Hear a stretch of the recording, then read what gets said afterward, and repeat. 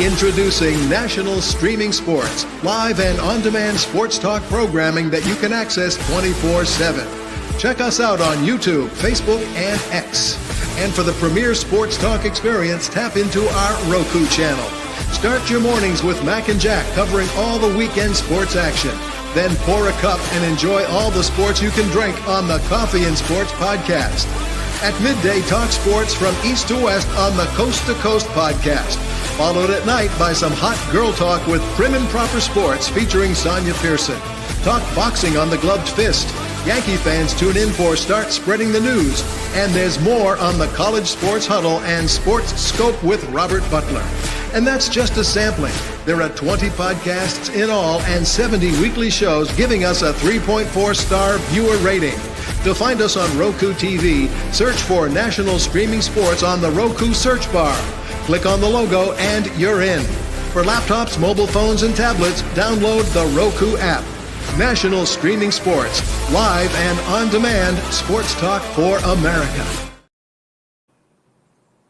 Football season is here, and SeatGeek is my go-to for buying tickets. Now, with SeatGeek, every single ticket is backed with their buyer guarantee. We've all had plans change, and when you can't make it to the big game, SeatGeek has you covered. They're the only ticketer that allows you to return your tickets ahead of the event for credit with SeatGeek swaps. So when things come up, I know that my tickets won't go to waste. So what are you waiting for? Download the SeatGeek app to maximize your possibilities and shop live events with confidence.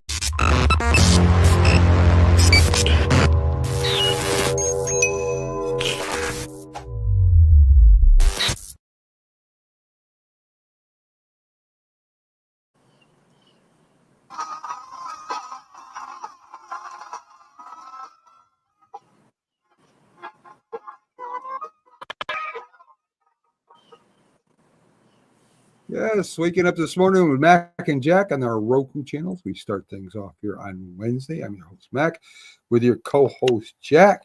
Before we start, remember to download the Roku channel and, channel search it on Roku. And there you go. You'll be ready to rock and be part of the people who know. So, Jack, let's talk a little bit about what happened yesterday. Luka has a big game against his former team, and they did come back and win at the end, even though Dallas did put up a fight in the beginning. Him and LeBron, and they played really well. The game was in Los Angeles, so it wasn't as dramatic as it would have been had he been returning to Dallas.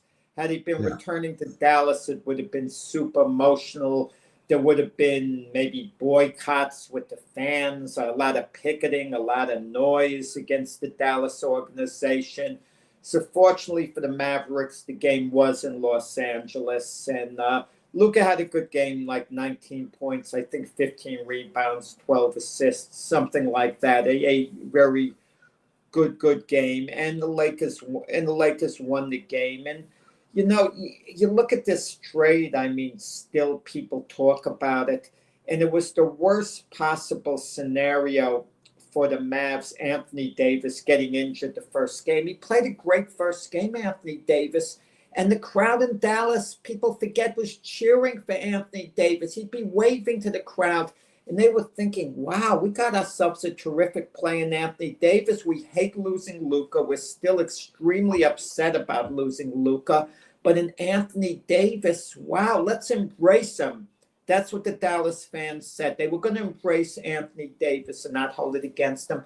So what happens? He puts out such an effort. He gets injured towards the end of the first game, and he's missing weeks. Yeah. Imagine if Anthony Davis hadn't got injured and he was playing for Dallas all along since the deal.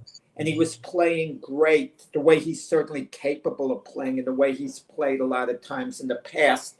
That would have silenced a lot of the people in the Luka deal. They still would have been upset, but it would have been a quiet type of upset. They wouldn't have been loud about it because they would have said, look, we got a heck of a play in Anthony Davis. Don't like the idea of Luka being traded. Also, Max Christie, who was, part of that deal, a swing man, for the Mavs, he played yesterday, just was so, in the loss, to the Lakers. But the Dallas fans are not going to let the organization ever live down this Luka deal unless, of course, Anthony Davis comes back from the injury and he's outstanding. And if they do win an NBA championship, Dallas, that'll kind of, vindicate the Mavs organization to an extent. But just in closing on this deal, we talked about it before. The thing about it was Luka's 6 years younger than Anthony Davis. So when you talk about one player that's 6 years younger than the other, all factors equal, you're getting an extra 6 years for one star as opposed to the other. And that's the part of the deal I really dislike from the Mavs viewpoint.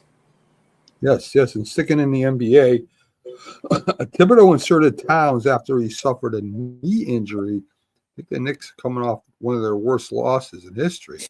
Thibodeau, I like Thibodeau, but sometimes he just plays the players way too much, Jack. Yeah, Thibodeau's been known to glue guys to the bench and keep them there where they can't even get a minute, like Evan Fournier when he was with the Knicks. I mean, good player, glued to the bench. I mean, he never got off it. It was ridiculous, after a while. And I'll tell you, the Knicks suffered two really bad losses in two big games to the Celtics and the Cavaliers. And you kind of wonder, are the Knicks even serious title contenders now based on those two losses? Because they're going to have to beat, in all likelihood, they're going to have to go through both teams in the playoffs to get to the finals, the Cavaliers and the Celtics, not to mention the Western Division winner.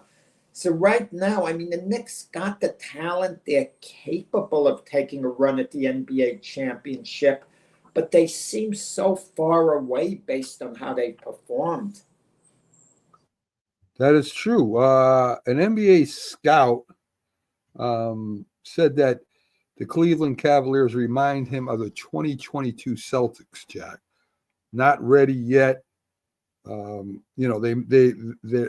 probably a year or two away. They might not even be there in a year or two, if not this year either, because they essentially have the same team they've had all along. It's not like they've made a big addition. That's why they've gotten better. It's just the same players they've had, like, Donovan Mitchell, Jarrett, Allen, Evan Mobley. They've been together for a while. So they're finally gelling more and more. Sometimes when guys have been together a few years, it kind of comes together somewhat on a given year. And I think this is the year it's kind of all come together for them. Chances are they're going to meet the Celtics in the NBA Finals the way things are now, unless, of course, the Knicks are another team in the East, emerge and they're playing their best ball at the end of the year and they could spring an upset. You would think it would be the Cavaliers and the Celtics in the finals. And I can't say with a large degree of confidence that the Cavaliers would beat the Celtics when push comes to shove come finals time. Well, there is time left, all right, till we get there. So the Knicks probably, they have to get healthy off the bench. They have to get I'm talking about the Cavaliers, Mac. I'm talking about the Cavaliers. Right now, the Knicks would not beat either the Cavaliers or Celtics best 4 out of 7 right at this moment. But you're correct. By the end of the year, maybe the Knicks will gel. It could happen, conceivably. But right now, the Cavaliers this season have been as good as they're going to be, Mac. And what I'm saying, the Cavaliers are not going to improve. They're not going to get better than what they've been this season. This is it. This is the max the Cavaliers are going to go. And that's good enough to win an NBA championship, arguably. But the Celtics have more upside to improve still as the season goes along, and they have. They've been winning lately. They've been on a winning streak. So I think come playoff time, the Celtics really will be peaked in it's going to be a tough proposition for the Cavs to actually beat them. Yeah, they might take them the full 7 games, make a great stand, but to actually for this Cav team to get over the top, I don't have that absolute confidence that they will. Let's get to football really quick. Excuse me. Denver coach Michaels allegedly punches a Denver officer in the face and was booked into a Denver jail, Jack. I hate to see people ruin their lives, ruin their careers. But if I'm the Denver Nugget organization and one of my assistant coaches punched an officer in the face, I mean, for whatever reason, unless he's getting attacked and his life's on the line and he's got to defend himself for some crazy reason that an officer's beating on him, but still you submit to the officer, you allow yourself to get handcuffed if it gets to that point. You never punch an officer in the face, anyone else for that matter, unless it's in self-defense, of course. But that's crazy. I'd fight, they got to let the coach go. I mean, how do you bring him back? And what does it say for that coach's future in the NBA elsewhere? Who's going to want to hire him? Especially in this day and age, Mac, it's very difficult to hide what you've done in your past. You make a mistake like that, teams are going to be reluctant. They're going to look at a guy's record and say, he punched an officer in the face. I'm not hiring him on my team, and for my organization. Sometimes years go by and you do allow the person a chance to rehabilitate or whatever. But what a dumb thing to do if that is true. Right. If that's true, let's put a word if, because sometimes things could be taken out of context and it might not be as reported. So let's, have that little reservation there, for the time being. Well, as you said, I mean, you look at Michael Vick, who after going to jail and what he did with the dogs, ended up being a broadcaster and now is a coach. So they did forgive him. Maybe they will, after some time, forgive Mike. Well, what about Ray Rice? He's still with his wife all those years. They never separated. They wouldn't allow him back in. And who are they hurting the most? Ray Rice's wife, who they thought they were standing up for, because, they had a kid. They had, by all accounts, they have a good marriage, but they had a very ugly, terrible incident, okay? And the problem was with Roger Goodell, he thought he was being compassionate towards Ray Rice and his wife by only suspending him 2 games. That outraged people. That's all he got suspended. Had he suspended Ray Rice for 1 season, Ray Rice would have been welcomed back the next season, because people would have thought, okay, he got the proper discipline, at least the full season suspended, and now he's allowed to come back. They would have been able to accept him coming back. But because Ray Rice was caught on video, right? Okay, other athletes have done the same thing. We've heard a lot of cases. It's completely unacceptable, an athlete man putting hands on a woman like that, completely unacceptable. But the difference in Ray Rice's case, we saw the video. It was there for everyone to see, and it was very ugly. Yeah. Good morning, Rich. Good morning, Richard Sherlock. Good morning, David Guyette. Glad to have you guys on board. It's very loyal to us, and we appreciate that. So Saquon Barkley wants to be remembered as a Philadelphia Eagle now, Jack. And I don't blame him. Yeah, well, he's got to be remembered as an Eagle. They won a Super Bowl, Mac. Right. I mean, Saquon Barkley is trending towards the Hall of Fame. If his career ended right now, would he get into the Hall of Fame? Wow. He might be a little short in the eyes of the voters. They might want just a year or 2 more out of him, some more stats. But what's Saquon Barkley been in the league? Has it been 7 years? It's been at least six or seven. I think it's I could do the math in my head in a sense. I just have to think of Sam Darnold. He came up on the same draft. He was, as Sam Darnold was. He was drafted one spot ahead of Sam Darnold. So I think it's 7 years he's been in the league, 6 with the Giants and 1 with the Eagles. So you would think his body of work is with the Giants. It has been. But the one Super Bowl with the Eagles and the great year he's had, that outdoes his 6 years with the Giants. And he had a really nice, wonderful 6-year run with the Giants. But what's his legacy as a Giant, Mac? Giants aren't going to retire his number. Would the Giant... I don't even think the Giants have a team Hall of Fame. But if the Giants had a team Hall of Fame, would Saquon Barkley someday be put in the team Hall of Fame? He might. It's possible. I can't say no, because I think the Giant organization, the individuals have a very warm feeling towards Saquon Barkley. And he said he has it towards the individuals in the Giant organization. He says it's not the hate that people think it is. He made a lot of friends. He cares for people. But Saquon has moved on the way he should. He hasn't trashed the Giants. Notice that. He hasn't trashed them. He hasn't badmouthed them in any way. He's a Super Bowl champ with the Eagles. He had a season to remember, and that's always going to last with the Eagles. He had good years with the Giants, but what's the highlight with the Giants, Mac? We can't think of a particular highlight, season, event, or whatever, but the Eagles, highlights galore. He's already an Eagle legend. Already.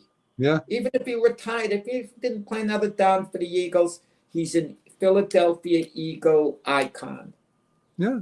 Sort of like the quarterback that won the Super Bowl, right? I mean, Nick Foles. Yeah, Nick Foles is always going to be considered special. And Nick Foles isn't half the player that Saquon Barkley is. Different positions, right? But he's not even in his league if you compare position. Nick Foles was a serviceable quarterback and excellent backup. Nick Foles could be the poster boy of how important backup quarterbacks can be to fill in when the starter goes down. In that year when Carson Wentz went down. We talked about this before the show. You didn't seem too excited about it, but according to Denver Sports' Cecil Lammey, Gronk is considering a return to the Broncos. Maybe as a situational player, as you said. Don't know if he's been working out. I imagine he has been, if he's planning on doing this. But I don't know, Jack. We kept hearing those rumors even until last year. Tom Brady, he might come back.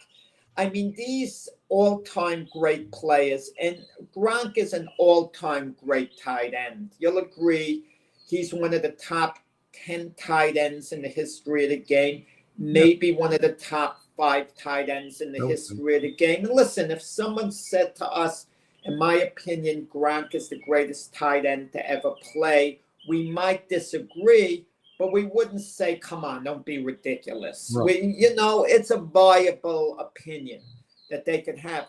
And when a guy's that great, you sometimes think, well, if he could only be half the player he was, he could still help a team. Yeah, I mean, if Gronk wants to come back to the Broncos, Sean Payton, if he's interested in playing in the Broncos, Sean Payton would invite him to camp. He would let him go through his paces. He would observe him and maybe come to the conclusion, Gronk can still play a lot. Even if he's a backup tight end, a situational player, he's good enough to have a roster spot. He's not the Gronk he was in the past. We'll have to use him on a more limited basis, but he's still good enough maybe to help us, okay? Yeah. I mean, that's about all I could say, but worst case scenario, he'll be totally gone. Certain players talk of a comeback, and we dismiss it like Terrell Owens. Come on, you've been out of the league forever. And you're wide receivers need speed, and you lose it. The one thing you lose when you get older, Mac, is speed, the ability to run as fast as before. your first few steps you could maybe take off, but then you're slow. Antonio Brown, guys like that, they say they want to come back. We dismiss it, but in Gronk's case, we'll give him a look. Yes. The tush push is again being proposed to be banned. Mark Murphy from the Green Bay Packers, this GM, is the one pushing it forward. They need 24 out of 32 teams to agree with this. I remember, Jack, there was a time it was illegal to pull or push the running back forward, period. Yeah, I thought there was a rule all along before the tush push became fashionable. You can't help another player. Yeah. You can't lift in. I mean, what are we going to see? One player lift another player with the ball and hurl them over the goal line, and it's going to I've seen it. I mean, that's against the rules. Tush push also, it adds to the injury fact. I hate to say it. Guys are cramped between players, and you're pushing them, and they can't move, and and they could be in a compromised position physically. I never liked it, Mac. I'm not saying it for any particular reason because any team does it better than the other. I actually hate it.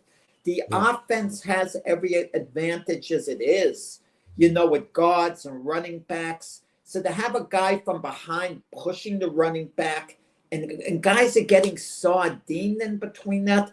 So if you're going to allow the push to continue, I don't want to see the other safeguards because a tush push is about as dangerous a play to me as any others. I don't get it. You don't allow kickoffs to take place because you don't like guys running down collisions on the special teams. I don't like the tush push, but it's going to be hard to ban. You want to know why?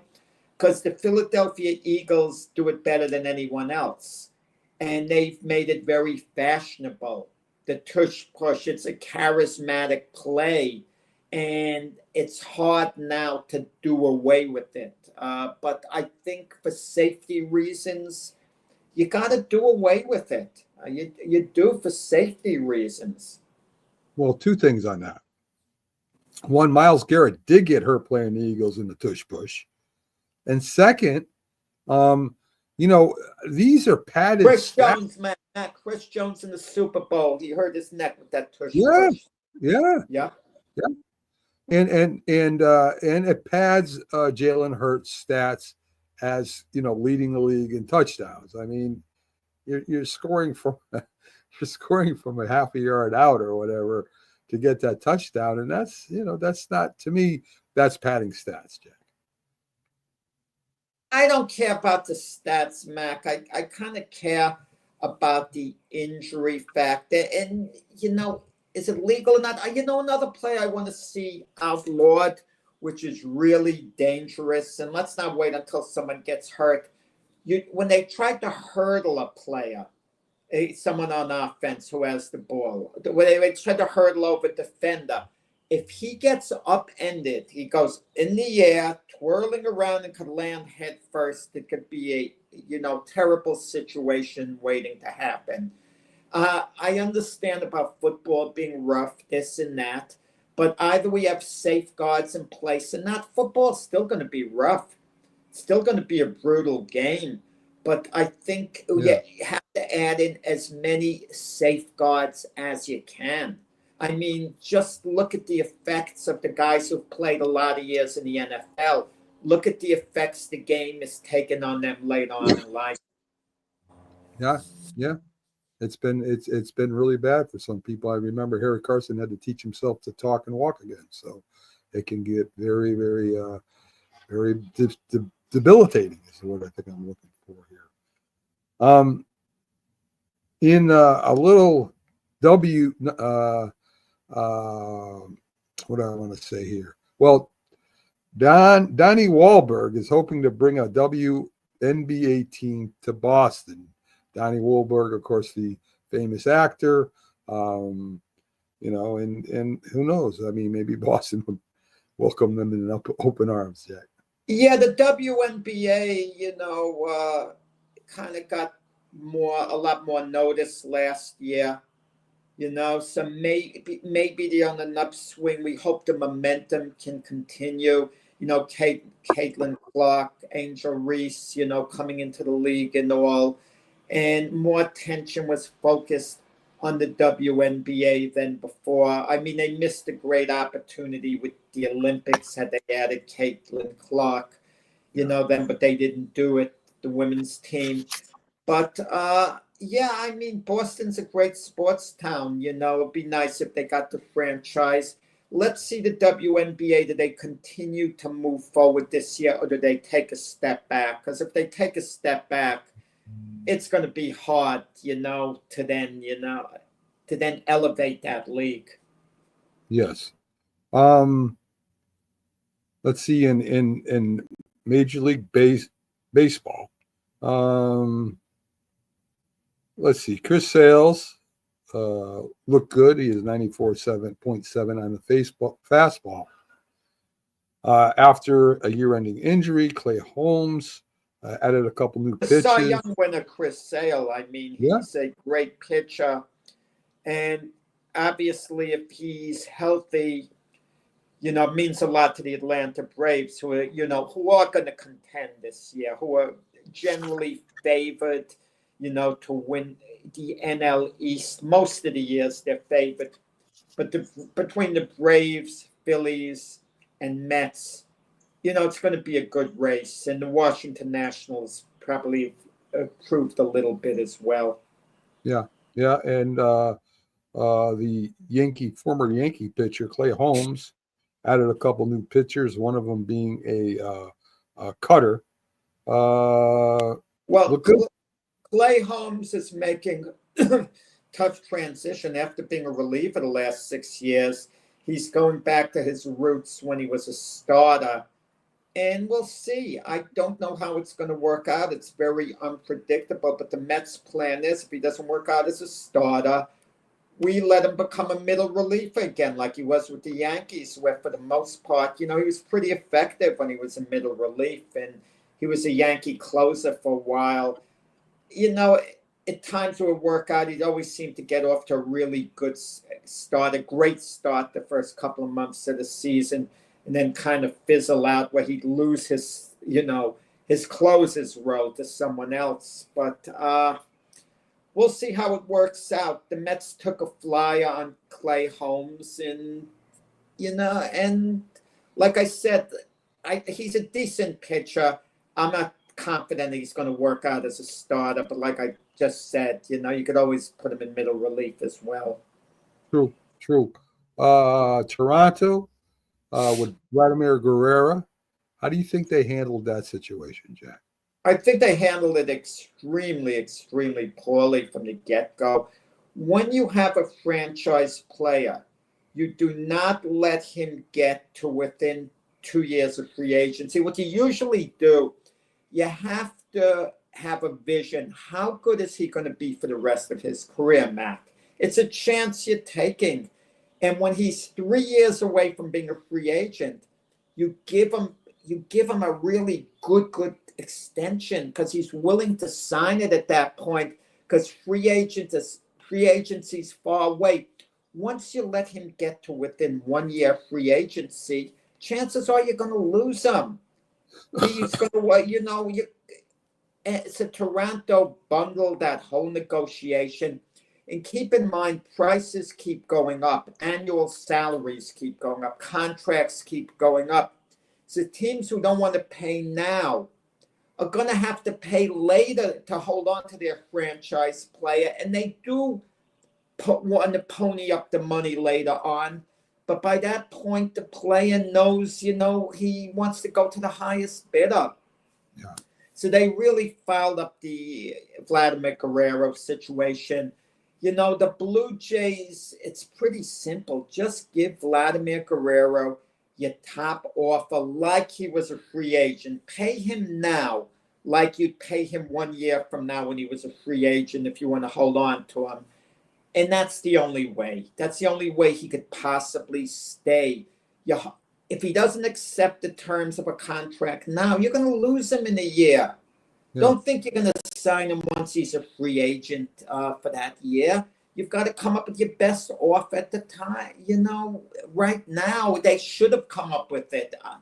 They should trade Vlad Guerrero. They could get some value back because he has 1 year left. They could wait till July, the trade deadline, to trade him. But you want to know something? At that point, he's going to be considered much more of a rental, and you're going to get less in return than you get now. Does he have a no trade clause in his contract yet? I don't think so. No, Okay. he doesn't have no trade clause as far as I know. Okay. No, because he never signed that type of contract. If he signed a free agent contract, he could then get a no trade clause in that, where they Right. can't trade him anywhere. But no, they, like I talk about what the Yankees are doing with Anthony Volpe, their shortstop. Anthony Volpe is never going to be the star player for the Yankee franchise that Vlad Guerrero is for the Blue Jays. But Anthony Volpe is a heck of a player. And he's going to be a really good player the next 10, 12 years. He is. He's not going to flame out and be a nothing. The Yankees should get ahead of the curve and sign. He's about 3 years away from free agency or something like that. Sign him to a long-term deal now. The Atlanta Braves have done that with their players, and it's worked. They signed Ronald Acuna to a 10-year deal, $10 million a year, very early in the process, because they knew the type of player he was. You don't want to fool around and let a guy get to within a couple of years of free agency. If the guy is a terrific player and you know he's going to be that for your team for years to come, you don't wait. Yankees have a habit of waiting. The Blue Jays, I think, have just bundled this whole Vlad Guerrero situation. And he's Canadian-born Guerrero. Yeah. He's one of the players who reportedly wanted to be a Blue Jay his whole career. He likes it there. Look at the Angels with Ohtani. I mean, in a way, I don't blame the Angels. When Ohtani was 1 year away from being a free agent, they didn't sign him. They made some deals to try to win, hoping he'd like being an Angel so much he'd stay with the Angels. But Ohtani got tired of losing. Got tired. He went to the Dodgers, stayed in the LA area, but that was a better fit, and it worked out for Ohtani. Well, Dr. Paul disagrees with you. He thinks Anthony Volpe is not going to be the great player you think he is, and he thinks he got worse this year. I didn't say great play. I think he's going to be a really good player for years to come. Real good. He didn't get worse. You want to point the number. Listen, we both have a ton of respect for Dr. Paul Semendinga, but no offense, Mac, I don't mean to give you a dick. He's the same guy who said the Yankees should trade Judge because Judge wouldn't sign for $30 million a year, the way the Yankees laid it out. And Yeah. Brian Cashman laid it out. Judge's representatives, and I said it at the time, gave him the correct advice. You do not sign that contract the Yankees are offering you because you're undervaluing yourself by a lot if you do that. And Judge didn't sign it. He had a big year. And now the $40 million Judge is getting a year. If anything, he's being underpaid a little bit, But that's what any long-term contract, Mac. Prices usually go up as you go along, in all sports, except I think the NBA, Mac. These guys are getting such crazy money. I think the NBA is going to hit a point where the average annual salary is going to start going down. Yeah, I'd agree with that. So back to Vladimir Guerrero. He's saying he wants to be a Yankee, Jack, and I know the Yankees want to get him. No, I don't think he said. He didn't say he wanted to be a Yankee. He didn't say that. No, he didn't. He never said that. Vladimir Guerrero himself never said he wanted to be a Yankee. Maybe he said he's willing to listen to all the teams if he became a free agent. Okay, that's so much different. Maybe he really wouldn't mind being a Yankee. Maybe he'd really like being a Yankee. I'm not saying no to that, but he never came out and flatly said, I want to be a Yankee. No way. He never said it. Okay. All right, that's what I. But the Yankees, but looking at the Yankees situation, they would be lined up so nicely to sign Vlad Guerrero. You want to know why, Mac? They got Paul Goldschmidt there on a 1-year contract. At the end of this year, they could have a vacancy at first base. Even if Goldschmidt has a good year, the Yankees don't have to keep him beyond the 1 year. And that would open things up for Vlad Guerrero to come full-time to the Yankees. And also there's the X factor of the other teams. The Dodgers aren't going to sign Vlad Guerrero because they have Freddie Freeman at first base. The Phillies are not likely to sign him. They have Bryce Harper at first base. I don't know about some of the other teams like the Red Sox, et cetera, but the Mets, at the end of this season, if Pete Alonso opts out, they'll have a vacancy at first base for Vlad Guerrero. And if Pete Alonso doesn't opt out, he's got 1 year left at $24 million a year. So if he opts in, so the Mets could still sign Vlad Guerrero and for big money, and Pete Alonso could be the DH for the year, something along those lines. But do the Mets want to take on another massive contract? Now, Guerrero's not going to get Juan Soto money, not quite, but he's going to get an enormous contract, arguably the second or third richest contract in Major League history. Okay, I'd say maybe he'll get the third biggest behind, Soto and Ohtani. That's a heavy price to pay. Yeah. And Steve Cohen, even though he showed he's willing to pay the money, Steve Cohen's prudent to an extent. Steve Cohen's got pride. He says, look, we're not just going to throw money away at anyone. We also want to run it a bit as a business as well. Sure. So if I'm the Dodgers, Jack, am I guaranteed a World Series this year? No, of course not. This is baseball. I mean, if injuries don't take place, for the most part, if they stay healthy for the most part, they're going to have a very good regular season. Okay, very good regular season. They're not going to come up flat during the regular season. They're far too talented. But the playoffs are so unpredictable. That's why we have so few repeat champions. Anyone can beat anyone in the playoffs. Something about baseball. Look, a couple of years ago, the Arizona Diamondbacks go to the World Series. That wasn't expected. No. And then last year, they had a better regular season record than when they went to the World Series, and they didn't even make the playoffs. Right. It's the Dodgers are the favorites without a doubt. And if the Dodgers stay relatively healthy and they play as well as they're capable of playing, they're favored. But so many years we've seen teams like the Atlanta Braves that look like a favorite and they don't get there. It's so hard. The Yankees come under all this criticism, they make the playoffs year after year. But what? It took them 15 years to get back to the World Series last year, even though they've had a team on paper that's been capable of getting there. So it's so unpredictable, baseball. But with that said, the Dodgers have to be looked at as the favorites. Are the Yankees the favorites in the American League to go? The Yankees are the favorites, but you take a look at the other teams. Okay, Baltimore, I think, took a step back. They lost Corbin Burns, their ace, to Arizona.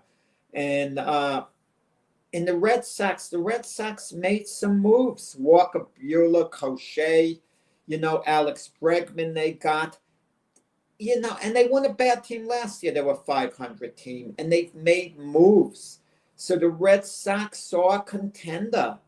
They were a contender there. I mean, is it possible the Red Sox have passed the Orioles, are going to be better during the regular season? Perhaps. The Blue Jays have made some moves. They still have Guerrero this year. unless they trade him. They picked up other additions. They got Mac shirts on their Right. staff. If he's got anything left, he's going to be a big help to them. The the Tampa Bay Rays usually exceed expectations. They normally better than we think they're going to be too. So the AL East is tough, and I don't want to guarantee all this stuff for the Yankees. I don't look at the Yankees as a clear-cut favorite, not at all. The Yankees have a outstanding pitching staff. They do. It remains to be seen. Their everyday lineup. Giancarlo Stanton might be out a while. Yeah. Losing that bat's going to hurt a lot. We don't know how big a year Cody Bellinger is going to have. He should do okay, but he's not a Juan Soto with the bat. And Paul Goldschmidt, age 37, he had a decent second half last year, a terrible first half. We don't know what we're going to get out of Paul Goldschmidt for sure. And I was kind of thinking, Mac, Anthony Rizzo's looking for a team. Do you think the Yankees should bring him back? Not to play first, not Goldschmidt's your first baseman, but for the time being as a plug-in for Stanton, giving them that, that other bat. They gotta try to plug someone in for Stanton while he's out. Well, he is a a left-handed hitter, so the short porch there, he might do some damage, but I don't know if you want to do that, Jack. I really don't. I think you got other first basemen besides Schmidt that you might even be able to bring over there. Pereira. Well, you got Goldschmidt. Goldschmidt is your first baseman. Rizzo would play first base now and then. I think he's slow. I don't think he's defensively the player he was, Rizzo, but he's still, at the very least, he's adequate at the very least, if he came back. And I think they got to get someone to plug in, for Stanton while Stanton's out. But to tell Rizzo, look, when Stanton comes back, we don't know how we're going to juggle the personnel, meaning it's possible they might be in a position where they might have to cut Rizzo later on. And they would tell him that, a respected veteran, say, Anthony, full transparency, this is what we need you for. If you play really well, it's you stick with the team. But if you're struggling a little at the time, we can't make any promises. Do the Padres give the Dodgers a run for their money in the West, Jack? They could. They usually do. And they certainly came close to beating them in the playoffs last year. People forget that. Okay? And, yeah, sure. The Padres weren't aggressive in the free agent market this year. It's like they burned up all their money, and all of a sudden they're looking at it like a business, too. Like, wait a second. The money we paid for Machado, Tatis, that was a smart signing with Tatis. They got way ahead of the curve where they gave him $24 million a year. Maybe Tatis doesn't live up to that contract, but if Tatis becomes a Hall of Fame caliber player, then it was a brilliant move by the Padres. It's always a chance you take. And I don't know, Mac. I would think the Padres certainly would be competitive, but the Dodgers just seem so loaded, Mac. So it's hard for me to imagine this Dodger team, if they're healthy, being a wild card team. They're just they're too good. They're loaded from top to bottom. The moves they've made, it's like, but then again, in the playoffs, anything can happen. You can take a team of minor league all-stars and let them play the Dodgers, the best of the Dodgers in one game, and the minor leaguers might actually win. That's the crazy part about baseball. Very true. Any dark horses this year that might, like the Arizona Diamondbacks did a couple years ago, might make a run at the World Series? It's too early. I haven't come up with my baseball predictions, but you look at a team like the Cleveland Indians, their bullpen, They have a phenomenal bullpen. And they got in the playoffs last year. And when you have such a great bullpen, you somehow get in the playoffs again. Maybe your bullpen carries you, to a title. Because pitching is so crucial, during the short series, as it is all year, of course. And I don't know, but what team might emerge? The Twins fell apart at the end of last year. They were a good team most of the year. But if I had to say a particular dark horse, maybe the Detroit Tigers were the best in baseball towards the end of last year. That's the same. Maybe they're ready to, they drafted well. They're young players like Torkelson, maybe ready to come of age. And I don't know, but we always get a surprise. The Cincinnati Reds, some people are thinking could be a dark horse, could break through. The Cubs could bounce back a little bit. Let's not go to sleep on the Houston Astros. Right. Okay? They got their first baseman in Walker there, and there's so many teams. That's what makes baseball fun. We know for sure there's going to be one major surprise, probably more than that. And they're going to be a couple of teams we thought could be really good, and they're not going to be as good as we thought they were going to be. So Nick's legendary sportscaster died yesterday, Jack. Tell us a little bit about him. Yeah, a couple of days ago. Al Troutwig. For 30 years, he was a staple of, Nick's Rangers, MSG Network. Great reporter, great demeanor, great voice. He was so enjoyable to listen to, the tremendous level of enthusiasm that Al Troutwig, showed. And, so people who watch the telecasts are going to miss him, You talk about overrated, underrated, we talk about that as far as players go. But when you talk about sportscasters, Al Troutwig, very underrated. Very underrated. He wasn't one of these big name reporters, even though we were all familiar with his name. But, he did really a great job on the MSG Network. And, he'll be missed by sports fans for sure. And he'll be very much remembered. I think my favorite Knicks sportscaster was Walt Frazier. That's Clyde. You could say Clyde. Okay, Clyde. Right, okay. He doesn't prefer you call him Clyde, Mac. Come on. Walt Clyde Frazier. How's that? Yes.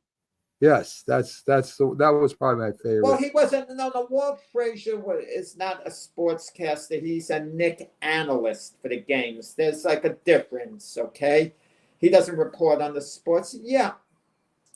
Which is fine because Walt Frazier had his own style, his own enthusiasm in watching the games. Broadcasters, a lot of them do have their own style, and not everyone takes to their style. Look, one of the analysts, considered one of the great analysts, was Tim McCarver. Great baseball sportscaster in the booth. Yeah. I was never the biggest Tim McCarver fan, because I hated his indifference when he was a sportscaster for the team, like for the Mets, for example. If you're a sportscaster for a team and you're in the booth for the team the whole season, as a fan, we want to at least know that you want the team to win. Now, you have to call the games honestly. Right. We don't want a guy who's a homer, like Johnny Most was with the Celtics. No matter what, he'd claim, the referees hose the Celtics, this and that. We don't want that. Even a Red Auerbach loved that with Johnny Most, and Johnny Most was loved in Boston. But Tim McCarver always gave the impression he couldn't give a darn whether the Mets won or lost. He couldn't care less. He's there to work. He's there to do his job. Case closed. Yeah. And as a fan, I want to at least know, I'm a Yankee fan. Michael Kay, Paul O'Neill, David Cohn, etc. They call the game as they see it, and I think they do a good job, and I think they're honest, even though Paul O'Neill kind of is very fluffy, as far as criticizing, and that I don't care for. But at least they're honest in the way they call the game. They're not homers, in that sense. But they want the team to win. They want the Yankees to win. And that's what I want. I want someone who could call a game objectively, but they want the team to win, while they're giving an honest assessment over what they're seeing. I don't like the way they kind of turn away from baseball and start talking about other stuff that has nothing to do with baseball in the beginning of the broadcast, Jack. Like what do you mean? Well, like they'll just talk about stuff that has nothing to do with baseball. I'm not qualified to say. I'm really not qualified to say how it would be to be in the baseball booth as a broadcaster, because I've never done it. I think I'm qualified to say how it is to do a talk show, because we've been doing it for years, Mac. Yeah. And once in a while we talk about something else, but we stick to sports. And I'm critical of these guys, and I was critical of the Michael Kay show when they'd be talking about other things for a long time. And I would change the channel. I'd say, I can't take this anymore. There's only so much you could talk about in a topic like Dunkin' Donuts, whether you should throw a buck in the tip jar. You can have some fun and talk about that and joke about it a little. But once you go on a tangent on a topic and you're talking about 10 minutes on it and you're not talking sports, people are tuned in to listen to sports. They want to know a little about you, and a little bit of the humor is good, but you can't stay on it too long. But when you're in the baseball booth, Mac, I'm going to be honest about it. The game sometimes gets to be boring. You can't take the darn game too seriously. It used to drive Mel Allen, the old-time Yankee broadcaster, crazy when he was in the booth with Phil Rizzuto. Because Phil Rizzuto would talk about the lasagna he got at the Italian restaurant, on and on and on. And Mel Allen was into the game. Come on, I don't give a darn about the lasagna you got last night. But you have to have a certain amount of fun in the baseball booth, while you're watching the game. How many people who watch baseball are so into balls and strikes? Now, football is different. We're into maybe every play in football. We're more into the game in football than we are in baseball. And then you get basketball. Basketball's a tough thing to watch early in these games to me. It's just, it's not easy. Yeah. I mean, it's got to be hard to, you got to, in baseball, you got to kind of paint the picture of what's going on during the game, right? So it's got to be hard just to talk about that. I mean, you have to fill in some time with things that have been happening. I mean, it's like a personalizer. Like we talk a little bit, Jack, about ourselves as a personalizer, so people kind of get to know us. And I think it's the same way in baseball. Yeah, it is to an extent, but to be so intensely into the game all the time. I mean, late in the game, when the game's on the line, situations and part of broadcasting, is just being it's entertainment, right? And that's what's happening right now. In certain sports, they get to hit a certain peak and that. But getting back to the Yankees, okay, we're talking generically now when we're boring the heck out of the audience. Now, this is the one thing, we try to avoid, but sometimes we fall in the trap. But getting back to the, Yankees and Mets, it's going to be an interesting year in New York, because there is going to be a little more of a competition than normally between the Yankees and Mets. They always have an eye on one another. There's always an indirect competition to who owns the town.